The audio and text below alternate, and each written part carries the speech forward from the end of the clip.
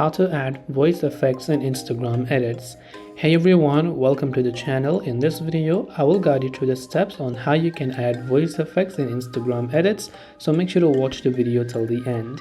Now to add a voice effect on Instagram edits, right? So for example, I'm certainly editing one project within the edits app over here, and this is how my timeline is going to look like right now, right? So this is the timeline, this is the video, and I want to add some voice effects to this video.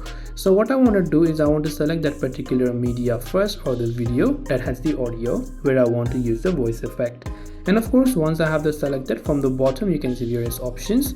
So what we want to do is we want to go to an option that says audio effects. So right after you've selected, you can see this option when you keep on scrolling called audio effects, which effects also stands for effects. So when you select audio effects, you can see music, voice, singing, different type of effects. For voice, you can see helium, low, toy speaker, microphone, or Android.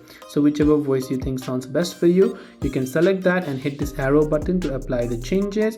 And now you can listen to real-time changes within the timeline itself. And this way you can add voice effects in Instagram edits. I hope the video helped you.